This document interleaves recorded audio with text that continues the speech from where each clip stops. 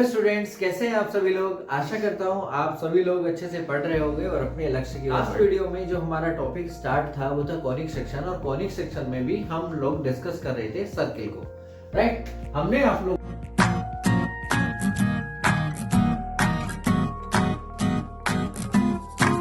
के सामने conic section में हमने ये कॉनिक सेक्शन का पार्ट 2 है, और हमारा जो टॉपिक था वो हमने सर्किल कर दी थी, यानी कि X square plus Y square plus के 2gx प्लस के 2fy plus C is equal to 0। अगर ये जनरल इक्वेशन हमारे पास है बच्चे, तो हमारे पास जो सेंटर ऑफ सर्किल होता है वो होता है माइनस के जी और माइनस के एफ, और रेडियस हमारे पास जो होता है वो होता है हमारे पास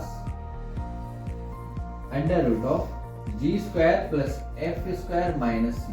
इस तरह से हम कैलकुलेट करते हैं। राइट, एक बच्चा अगर मान लिया मेरे पास एक सर्किल है और सर्किल में मुझे डायमीटर के एंड पॉइंट्स दिए।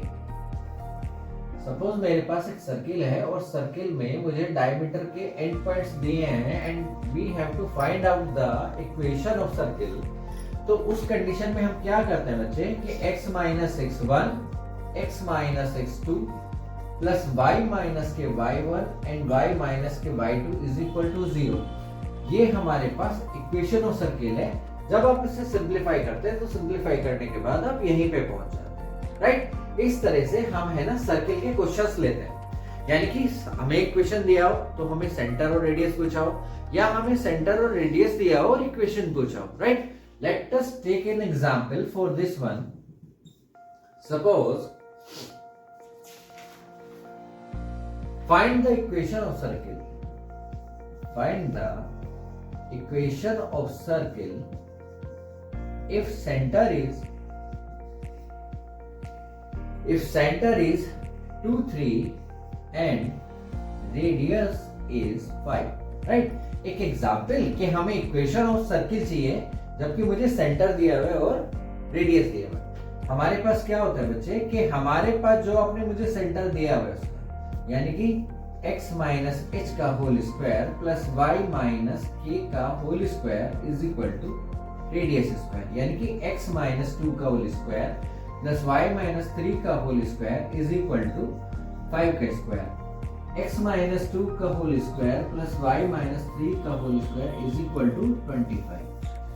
इसे आप सिंपलीफाई कर सकते हैं, यानी कि हम कर सकते हैं जैसे एक्स स्क्वायर प्लस के 4 माइनस के 4x प्लस के वाई स्क्वायर प्लस के 9 माइनस के 6y माइनस के 25 इज इक्वल टू 0, और एक्स स्क्वायर प्लस के वाई स्क्वायर माइनस के 4x माइनस के 6y 13 minus 12 is equal to 0। This is the equation of the circle. सिर्फ इसी फॉर्म में है। राइट, अगर हमारे पास इक्वेशन है, इक्वेशन से हमें वापस सेंटर और रेडियस पे जाना है तो भी हम जा सकते हैं। एक और एग्जांपल आपके लिए लेता हूं। Suppose we have a equation 3x square plus के 3y स्क्वायर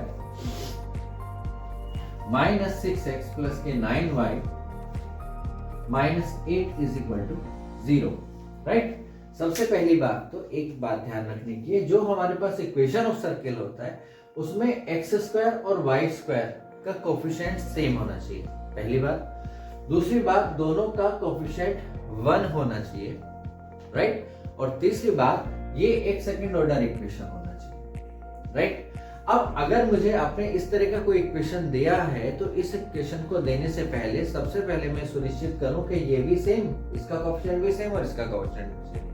लेकिन अपने काम को शुरू करने से पहले हमें x और x स्क्वायर और y स्क्वायर के कोफिशिएंट 1 बनाने होंगे।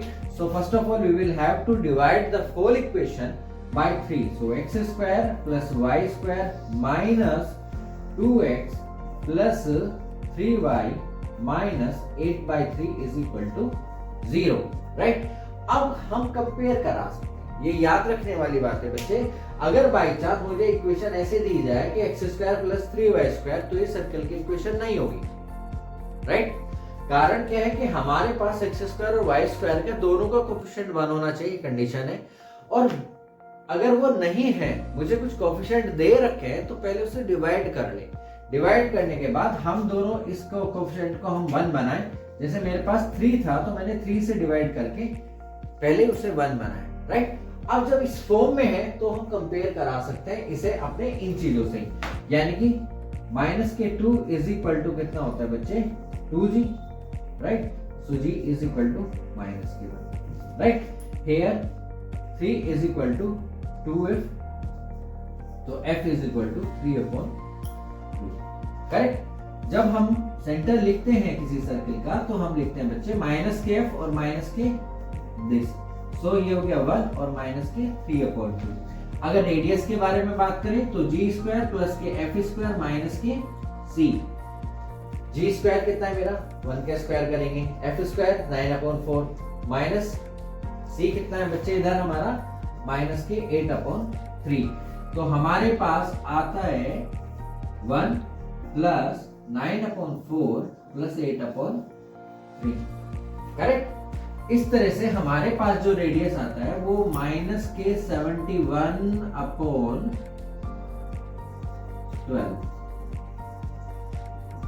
राइट। हमारे पास अगर इक्वेशन है तो हम सेंटर तक पहुंच सकते हैं और रेडियस तक पहुंच सकते हैं। हमारे पास सेंटर और रेडियस है तो हम अपनी इक्वेशन तक पहुंच सकते हैं।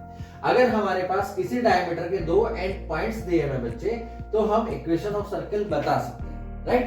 इस तरह से ही सर्किल के क्वेश्चंस को सिंपलीफाई किया जा सकता है कोनिक सेक्शन में। आप एग्जाम्पल अपने आप भी सेट कर सकते हैं। ध्यान रखने की बात ये कि जब कभी भी ऐसी कोई इक्वेशन कंसीडर करें तो उसमें x स्क्वायर और y स्क्वायर का कोएफिशिएंट 1 हो, 1 होना चाहिए। अगर वो 1 नहीं है तो जो भी हमारे पास कोएफिशिएंट में अंक आ रहा है उससे आप डिवाइड करें जिससे कि 1 हो जाए। फिर उसके बाद फार्मूला में वैल्यू रखें और सेंटर और रेडियस ज्ञात करें, राइट। कैसा लगा आपको मेरा वीडियो मुझे कमेंट सेक्शन में जरूर बताएं। अगली वीडियो में आपसे फिर मुलाकात होगी, तब तक मेरे साथ पढ़ते रहें और बढ़ते रहें। प्लीज अपना ध्यान रखें, मेरे चैनल को लाइक करें, शेयर करें और मैक्सिमम सब्सक्राइब करें। Have a nice day, bye bye.